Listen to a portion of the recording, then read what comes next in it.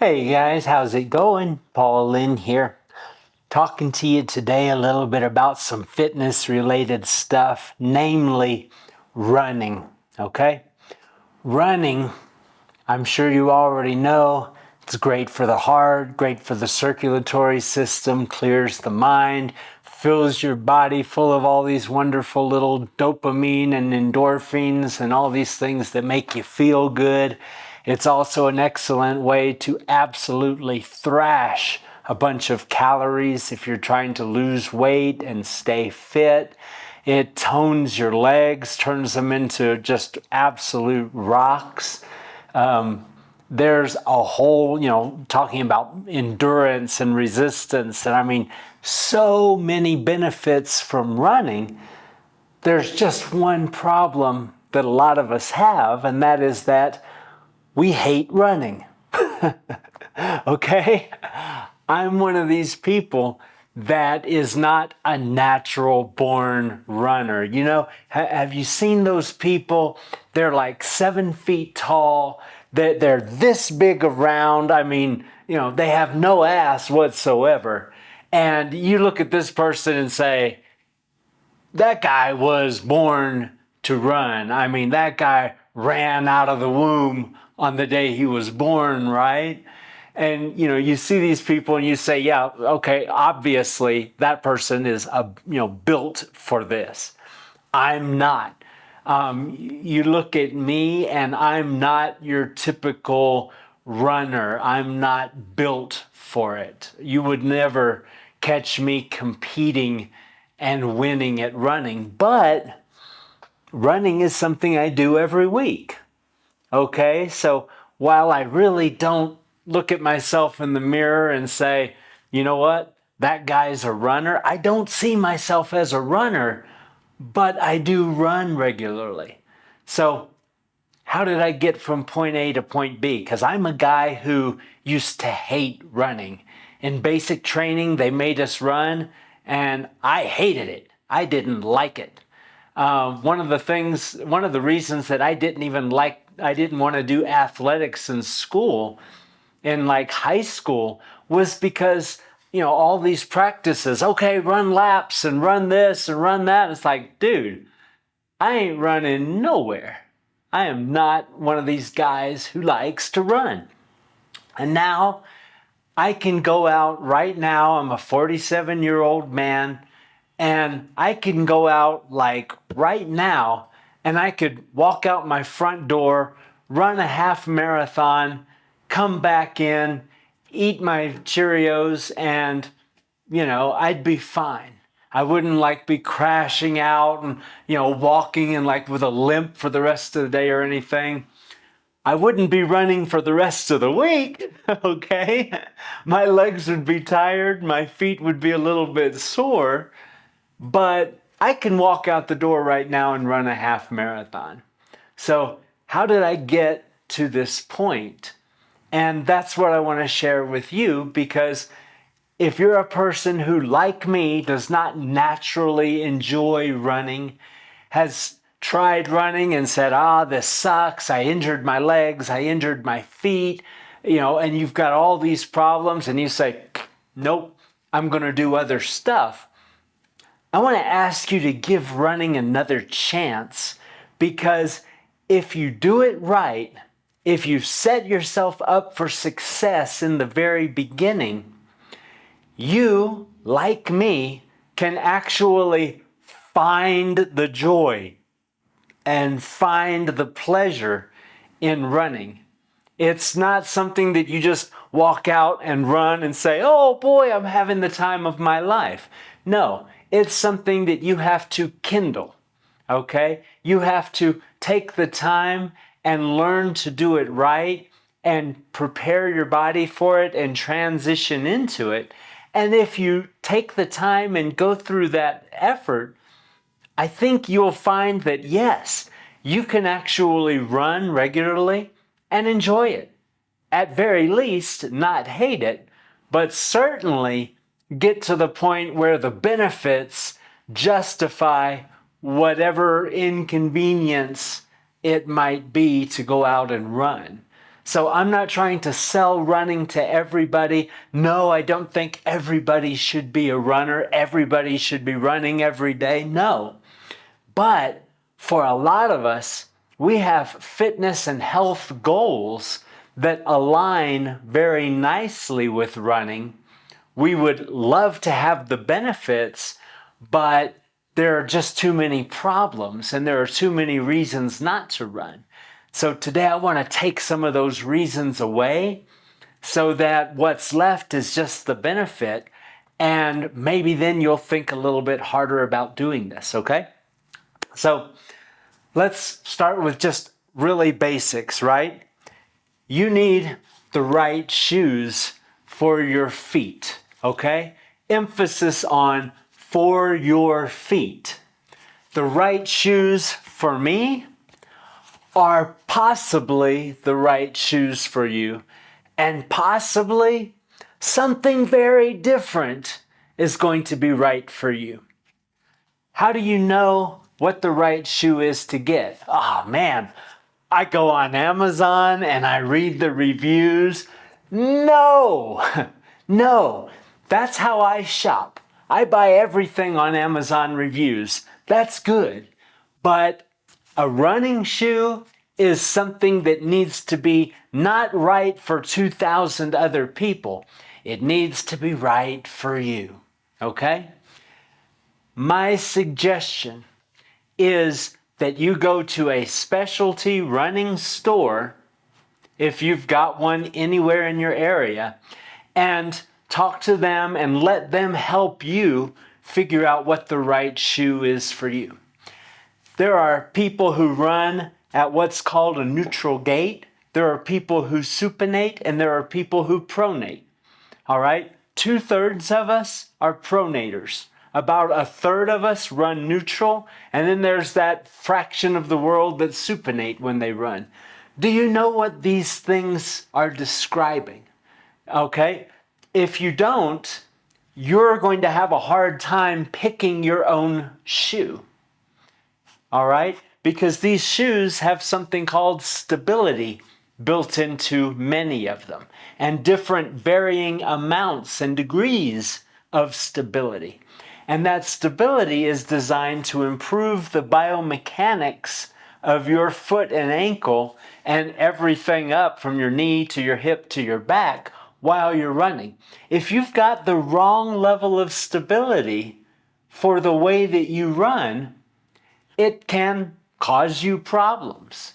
It's going to be uncomfortable, especially as the miles accumulate. Okay? So, if you wanted a quick idea of what all this is, some people, or at least biomechanically, this is what happens. When you're running, you strike the ground on the outside of your heel. All right? Now, I know there are people that run like on the balls of their foot and run flat, and there's all these really wacky things. But for the most part, naturally, what we want to do is we strike on the outside of the heel, and then, ideally, in a biomechanically perfect world, we strike on the outside of the heel and we roll straight off the toe. Straight off. Perfect straight line, very efficient, pushes us that much further down the road with less effort. That's good. Unfortunately, 2/3 of us, like myself, strike on the outside and we roll off the inside of the toe. So basically, we run a diagonal line right across the foot. Outside of the heel, inside of the toe. And that's a pronator. If you take a pair of shoes you've been walking or running in for a few months at least, I mean, they're kind of got some wear and tear on the bottom.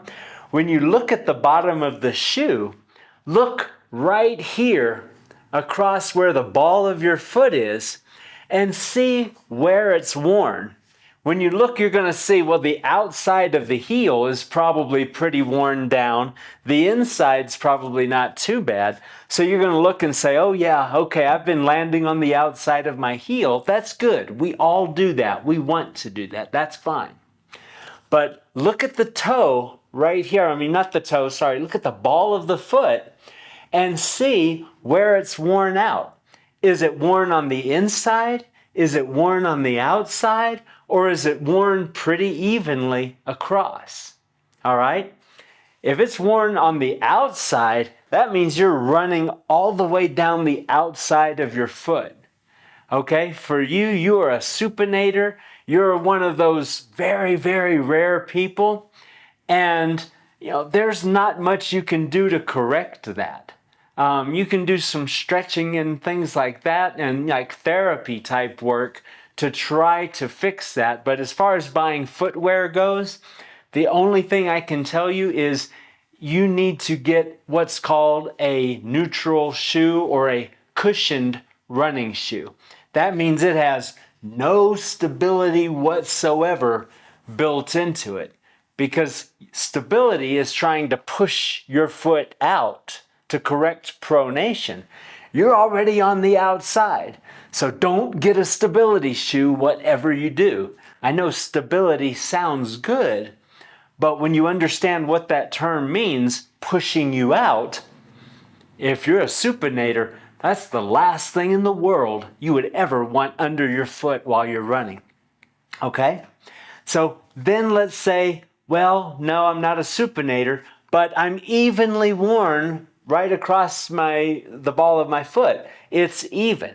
And if you look at my shoe, you can't really see it very well, but mine is pretty evenly worn.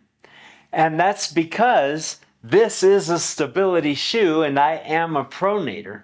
And I also use arch supports inside of here whenever I'm running. So I've got a high arch support, I've got a stability shoe, and that has corrected my gait enough that after running 400 plus miles on these shoes, the wear pattern is very even across the ball of the foot. That's perfect. That's right where I want to be. But if I was running on a neutral shoe, you would see it all worn out right here on the inside. If you look at my walking shoes, that's exactly what you see. On the inside of the ball of the foot, kind of up under my big toe, that's where it's all worn out. And out here on the outside, it still looks brand new. Okay? When you're walking, you don't really do much damage to your feet if you don't have the right level of stability or anything like that. But when you're running, whoo, that does a lot of damage if you're on bad gear. So if you look at the shoes you've been walking in, and 2/3 of you are going to see that it's more worn out on the inside by the arch. If it's worn out in there, you're going to need a stability shoe. And even knowing that, there are different levels of stability. So buying it on Amazon is probably not going to work for you. You're going to need to go to a running store and try on high stability shoes, moderate stability shoes, light stability shoes, and see which one is working best for you. Also, if you have weak arches and you're prone to plantar fasciitis, i.e. when you run, you get like this soreness in the back of your heel or this soreness under the middle of your foot, that means you've got weak arches or flat feet. And in either case, you probably need an arch support. When I say probably, I mean definitely, because no shoe has arch support built into it, right? Granted, they come with these little foamies, right? But this thing doesn't support anything. What you need is something like this, a proper arch support, nice hard plastic built in with, a good lump right there. That's something that's actually going to keep your arches from collapsing while you're out there doing an endurance run over a long distance. And on top of that, you'll also want to strengthen your arches. There are exercises for that. But first and foremost, if you go to that running store, they can help you figure out exactly what should be between your foot and the ground while you're out running. You want the right kind of socks, something that's not cotton, that's not going to trap a bunch of bacteria and sweat in there and blister your foot and all this nasty stuff. The right arch support so that you're not going to get plantar fasciitis and sore heels from running. I'm not talking about those, squishy jelly kind of supports. I'm talking about something hard that keeps your arch from falling. You're going to need the right running shoe. I don't mean go out and buy whatever Nike you think is cool because you saw it in a frickin' magazine or some influencer was wearing it. Oh my God, don't ever buy a running shoe because of a stupid influencer. You buy an Asics or a Brooks or a Mizuno, some good quality brand that actually knows about running. I'm not saying that Nike doesn't have one or two models of running shoe that is actually worth running on, but more people injure themselves on Nike running shoes than anything out there. And then you get those like barefoot running shoes that have like all these little individual toes on the end. Nike is one of these brands, they're a marketing brand, okay? They are not a biomechanical performance brand, okay? Hear what I'm saying. They make products to sell them to the masses, not to cater to people who want good, solid performance and healthy shoes on their feet, okay? Again, go to that specialty running store. They're going to sell you an Asics, a Brooks, a Mizuno, possibly a Saucony or a Reebok, something like that. They're probably not going to put you in something like possibly even an Adidas. Adidas makes some pretty decent running shoes. But something like a Puma or a Nike or an Under Armour, this is like the last crap they're ever going to sell you if they think you're actually going to be out there running in it. If you're just going to go out and hang out with your friends, okay, yeah, wear a Nike. That's fine. If you're going running, get a serious running shoe. It's going to keep you from getting injured. It's going to keep you from falling over. And that's a big part of enjoying running. The wrong shoe is going to mess up your foot. It's going to mess up your ankle. It's going to mess up your knee. It's going to mess up your hip. It's going to mess up your back. All right? It all starts with the shoe.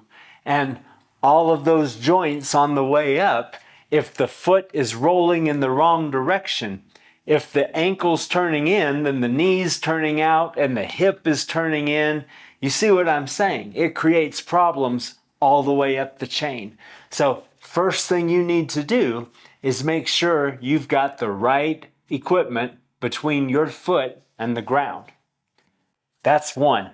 Next big thing when it comes to running, people say, you know what? I want to get out there and start doing some running. So what do? They slap their shoes on their feet, even if they've got the right shoes, and they go out and just start running. Here's the problem. Your legs are not conditioned for running, all right?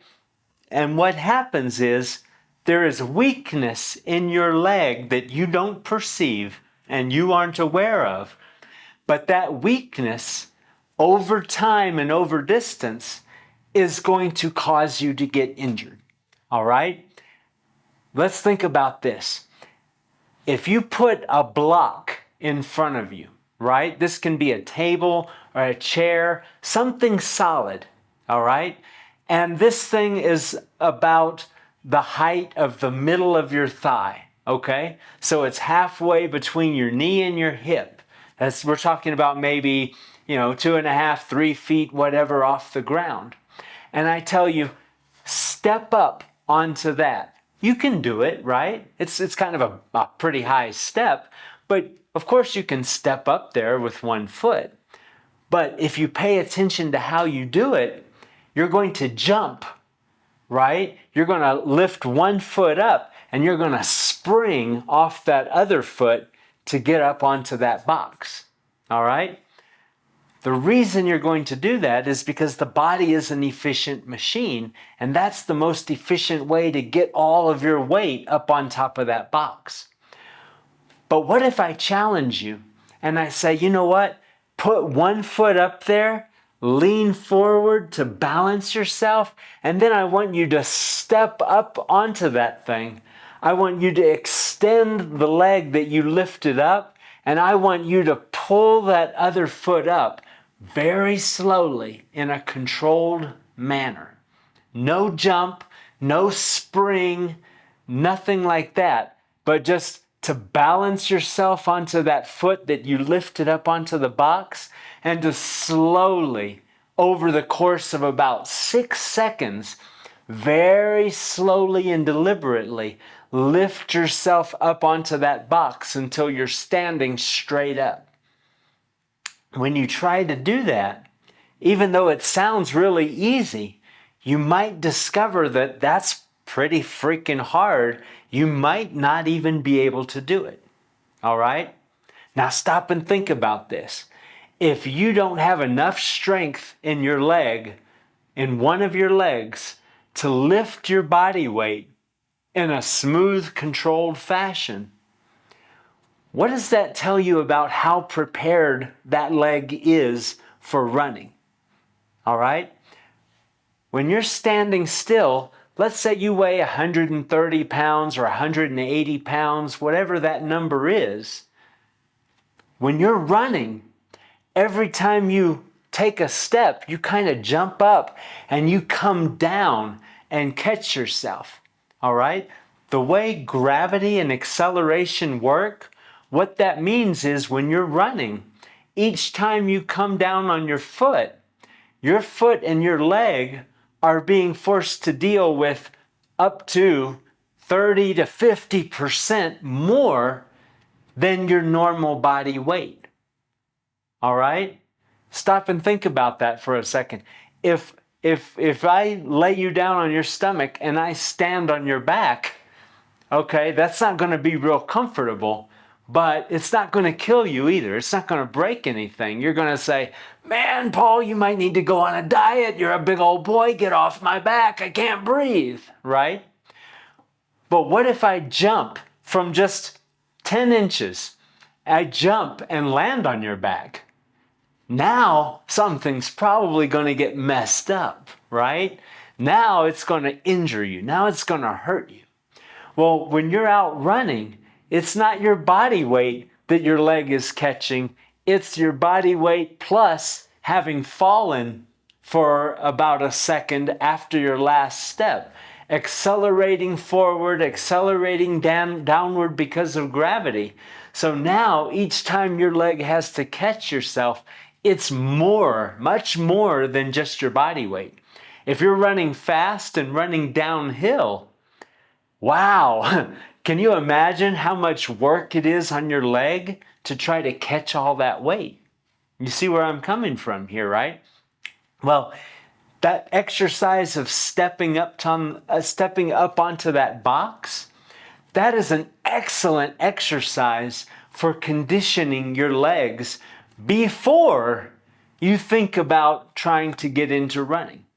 Here's what happens. I go out without conditioning my legs and I say, I've been sitting on the couch for too long. I'm ready to take on the world. I'm going to be the next Forrest Gump. I'm just going to go and run and run and run. And I've got a lot of heart. So even though it's uncomfortable and I can still push on and I run for 30 minutes and I make it, I'm fine, I come home, everything's good. I take the next day off, I say, but I'm ready for the next day. So I go out and run another 30 minutes and then I run 35 and then I run 40 and everything's going great and I've been running for 2 or 3 weeks. I'm not injured, I'm not in pain, I've got a little soreness in my muscles, but I'm okay. And I just keep going like that, right? And then what happens on my 3rd, 4th week, all of a sudden I start feeling something kind of burning in my knee while I'm running. It feels like there's something heating up or chafing inside of my knee. It doesn't feel very good. But it's not debilitating. I can handle it. So I keep right on going. I finish my run, and the next day it feels a little better, and I go out and run again. And I'm about 10 minutes into my run, and all of a sudden I can't run anymore and I'm limping. You know what happened? I've been running on weak legs. I gave myself a chronic injury. This is called tendonitis. I've now given myself tendonitis in one or both of my knees.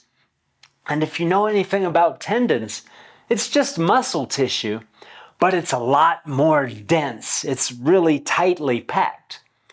If you wear out your muscle, it can take like a week sometimes for that muscle tissue to recover.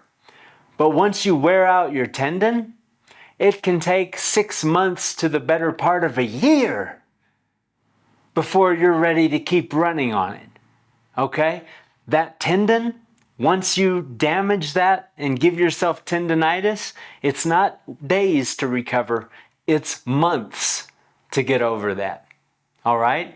And the problem is, and this is something that people that don't know how the body works and they don't know all these different problems, they say, oh, I have bad knees, I can't run. You don't have bad knees. You have weak muscles, and you're just not aware of the weakness. Or people say, oh, you know what, Paul, I'm 50 years old and I think I've got arthritis because I tried to do a bunch of push-ups and my elbows started hurting. That's because you're weak. You didn't take the time to properly condition your muscles before you started training them in this way. All right?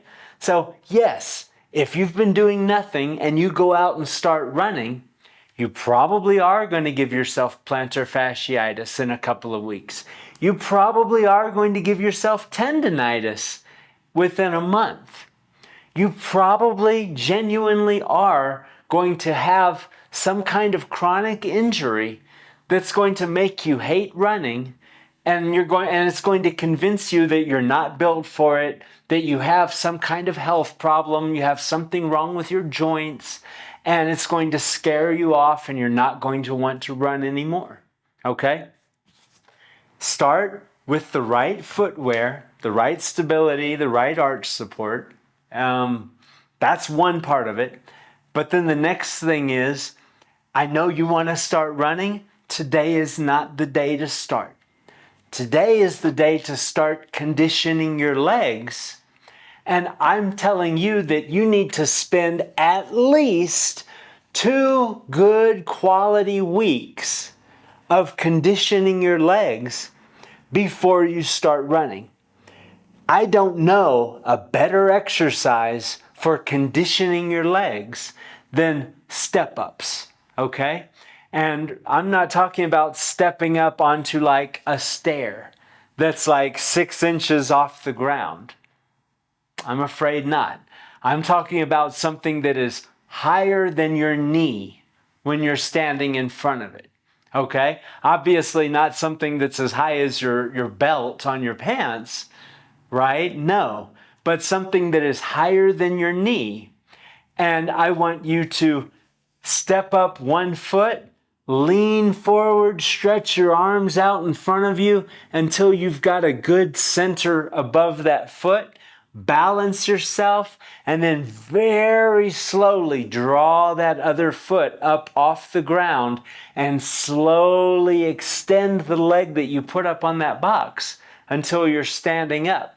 And then once you're up on top of that box, switch legs and do the exact opposite. Lean forward, lower yourself down on that other leg, and lower yourself down in a slow, fully controlled manner until that other foot touches the ground, and then step down with the foot you were on and switch and keep going back and forth. Step up, step down, step up, step down. Slow and controlled. We're talking like 6 seconds to step up and 6 seconds to step down.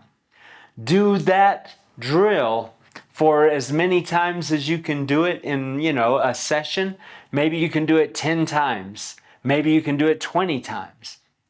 Do that 3 or 4 times a week and do that for 2 weeks. All right? Now your legs are conditioned to start running. Are they conditioned to run a marathon? No. You will injure yourself. It's a fact. All right? But you are now ready to start running. Okay? You've got the right footwear and apparel, right? No cotton, nothing like that that's going to get all damp and muggy and trap bacteria and give it a breeding ground and be all stinky, right? Polyester is your friend when you're running. Shorts, not, maybe some big old basketball shorts if that's your thing, but I mean, some shorter, proper running shorts, probably a good idea. Or, if you're going to run in sweats or something like that, that's fine, but you need to be comfortable. Your body needs to be comfortable. If your nipples are chafing on your shirt because it's cold outside and you're not wearing the right kind of material, you're going to be miserable, right? So wear the right clothes and definitely don't compromise at all on the shoes. You've got to have good, proper shoes for your feet. The right shoes condition those legs, okay? And now you're ready to start running. So what's next? Do you just go out and start running? No. You're conditioned enough to start, but you're not conditioned for distance. Your heart's not ready. Your lungs aren't ready. Your circulatory system's not ready. Your endocrine system's not ready. Your nervous system's not ready. You know what? You've got a lot to do before you're ready to be out there running for 45 minutes or an hour straight. So here's what you do. Now that you're conditioned and you've got your gear on, you go outside when you're nice and comfortable and you walk. You don't need to stretch. In fact, don't stretch before you run. It's not a bad thing, but it's not really useful either. Especially, you're not competing, you're not doing anything. You're going to be out jogging, running slowly. Not, that jogging where you're just bouncing up and down, but, you're going to be running at a pretty low pace. No stretching required, but definitely, you're going to start off slow. The first thing you're going to do is you're going to warm everything up. So you're going to go out and you're going to walk, not some speed walk or anything like that, but you're going to walk at a good pace and at least, minimum, spend 5 minutes walking at a good pace. All right? And then, no timers. You're not sitting there saying, oh, my run has to be at least 20 minutes because I read in an article that if you do cardio for less than 20 minutes, there's no benefit. You know what? No. You're teaching yourself to enjoy running. You're not out here demanding results, all right? The results are going to come as you grow and mature responsibly as a runner. But from day one, you're not trying to, I've got to do more than I did yesterday, and I've got to do this much at least. And when I was running 10 years ago, I used to be able to do this, so that's what I need to do today. Screw all that. To hell with every bit of that, okay? Get all of that crap out of your head because all of that is going to mess you up and injure you. You're going to go out and you're going to go for a nice walk. And then when you feel it, after at least 5 minutes, your legs are warm, you're feeling the walk, and you say, you know what? I'm ready for a little bit of running. Okay. Then you're going to run at a very slow pace. Whatever you feel like running, I want you to go about 30% slower than that. All right? And you're training your lungs, right? You're training your heart, you're training your body. So don't start running and right off, right? Start running, but also start training those lungs. So you're at a nice, leisurely little jog of a run and start counting your steps while you're breathing. Can you take 4 steps while you're inhaling and then 4 steps while you're exhaling? 1, 2, 3, 4. 1, 2, 3, 4. 1, 2, 3, 4. 1, 2, 3, 4. You see what I'm saying? Obviously, you're not counting out loud. You're not making that noise like I am. You're probably just breathing through your nose. But I want you to count the steps. Can you inhale for 4 or 5 steps and then exhale for the same number? And then when you say, oh, I can't make it 4 steps anymore, that's okay. Go down to 3 and keep it 3. 3 in, 3 out. 3 in, 3 out. And then when you can't do 3 anymore, 2 in, 2 out. 2 in, 2 out. And then after that, you might genuinely be gasping for air, while you're running. That's okay. But this exercise is going to expand your lung capacity. It's going to strengthen your lungs, and it's going to make it a lot easier in the future. All right? So, how long should you push for? I want you to run until either your legs or your feet or your lungs or your heart rate, something all of a sudden is not enjoying it anymore. That could be 1 minute. That could be 30 seconds. That could be 2 minutes or 10 minutes. I don't care what that number is. It doesn't matter what that number is. All right? That's why for now, I like to run with, my Garmin Tactics watch, and, I like to get all the data and stuff. But for you right now, I do not recommend that you run with any kind of devices or timers whatsoever. Time is not important. What is important right now is I want you to listen to your body, because your body is going to make you a better runner. Your body is going to tell you what it needs to adjust to running.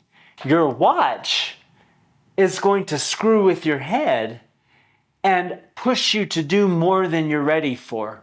You're going to overtrain. You're going to injure yourself. All right? So with that in mind, you're going to go out and walk for a few minutes. And once you think you're ready and you feel it, you're going to go into that run. And you don't care how long you run. You're going to run until all of a sudden it doesn't feel easy anymore. Now it feels like you're working for it. And when you get to that point, you're going to go back to walking. All right? You're not going to stop. You're not going to go back to the house and say, oh, I'm done for the day. You're just going to walk. And how long are you going to walk for? I'm not going to tell you that answer because I don't know that answer. But you're going to walk. And after 5 or 10 or 15 minutes, you'll either feel like, I'm done, or you're going to feel like, I could run some more. And if you feel like you could run some more, you're going to give it another little run. And what's the right answer here? Are you going to do 1 run or 2 runs or 5 runs your first time out? Listen to your body. Your body will tell you when to stop running and when to go back to walking. Your body will also tell you when it's had enough for the day and when it's ready to go back to the house and recover and call it a day. All right? And that's your first day. And the next day, don't go out. Don't go out. At most, for the first few weeks, 2 or 3 weeks, I don't want you running 2 days in a row. Ever. Okay? At most, run every other day. All right? Here's the problem you're going to have. You're going to say, but Paul, I am mighty. I can do more than you're suggesting. You're treating me like I'm weak. You're treating me like I'm frail. You don't understand who I am and, oh, how great I am. You don't understand. You're holding me back. No, I'm not. I know what it takes to condition the body. I know what it takes to transition from not being a runner to being somebody who runs regularly and genuinely enjoys it and reaps the benefits of it. I know what it takes for those different systems in your body to acclimate themselves to this new workload and the environment you're in outside. I'm taking all of these things into consideration, even though the only thing that you're thinking of is, well, I feel like I can do more, so I'm going to keep pushing myself. Your strategy, you've probably tried it in the past, and it never turned you into a runner, right? My strategy has turned people into runners, and it works, and it's proven, and it's established. Okay?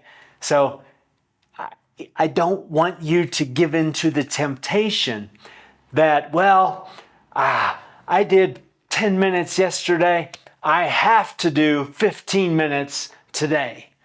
Or I did 5 different runs the last time I came out, so I need to get at least 6 today. Nope. The body does not grow linearly. It does not adjust linearly. There is damage happening, there is recovery happening, and it's happening at different paces in all these different systems of your body.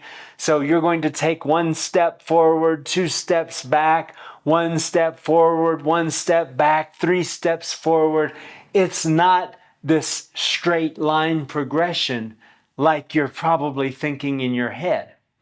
So how do you know how much to do? You listen to your body.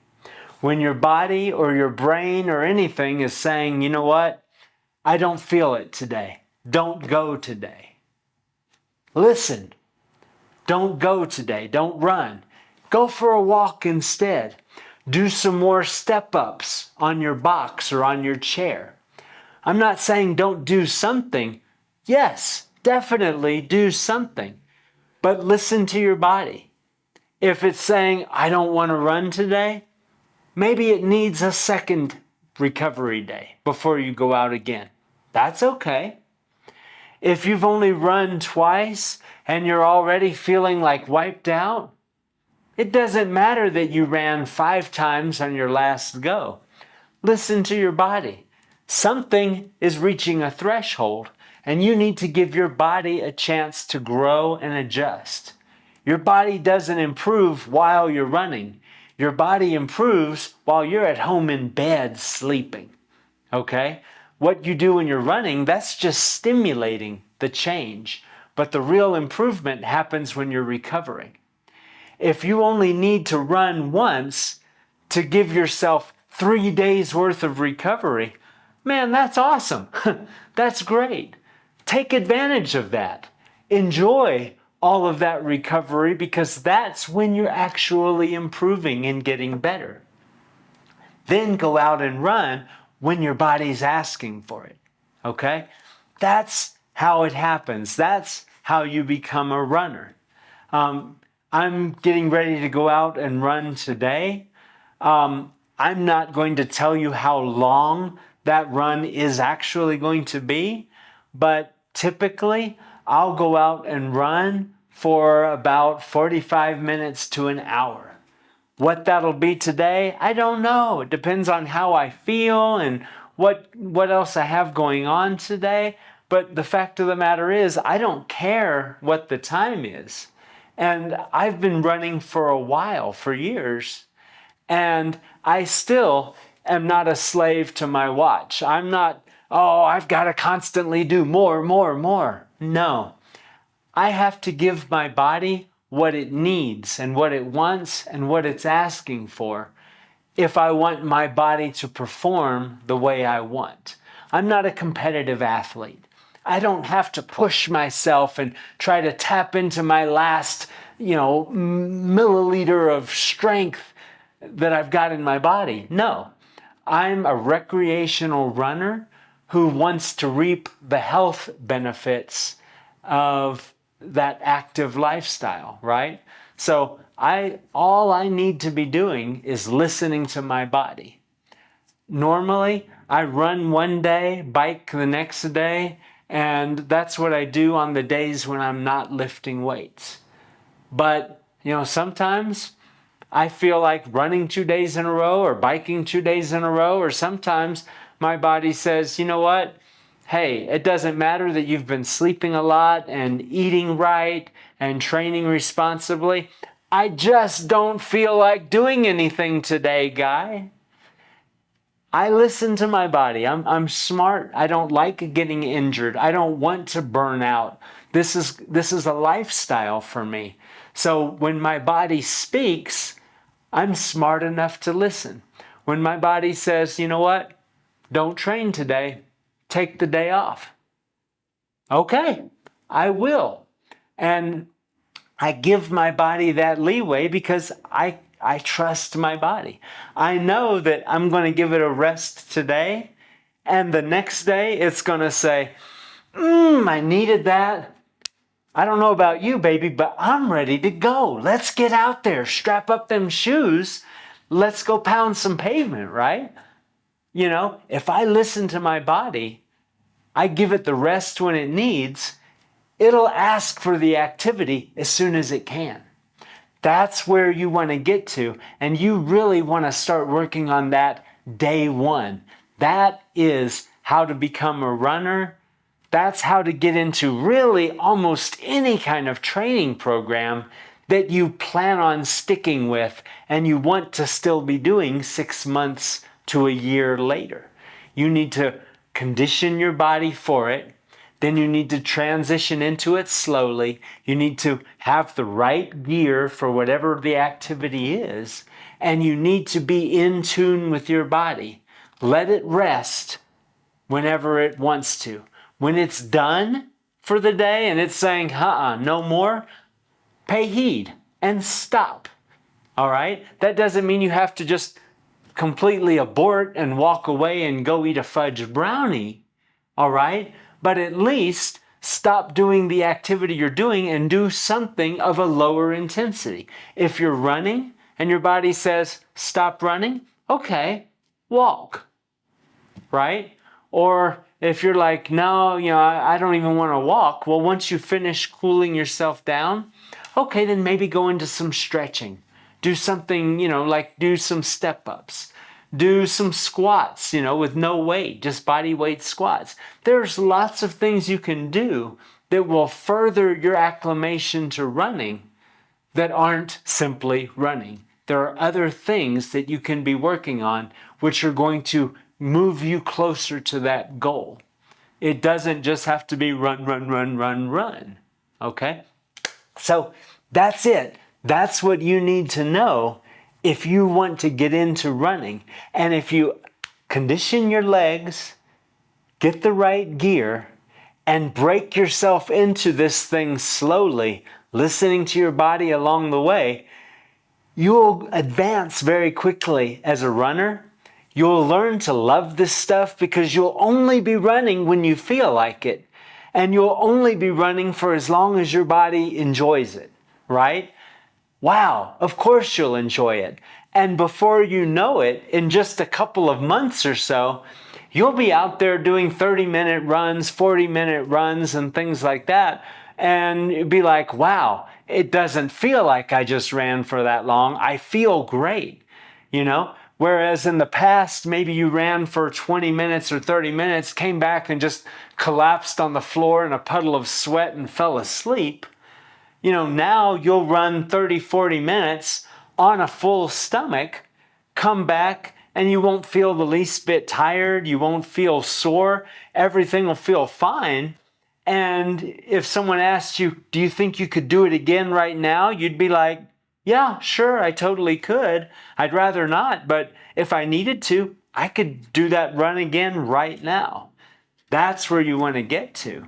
And this is the way to do it. So please take all of this advice that I'm giving you, because it absolutely will prevent you from getting injured. I mean, hey, anything can happen. You can trip and fall and crack your skull, right? You know, there's no guarantee that anyone's not going to get injured.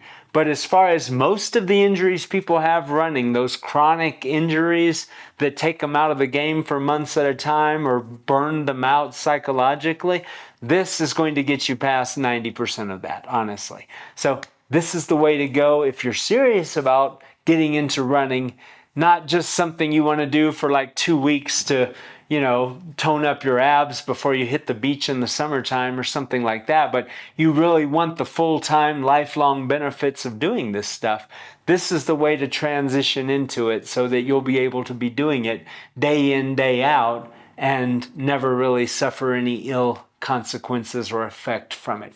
Hey, that's what I got for you today.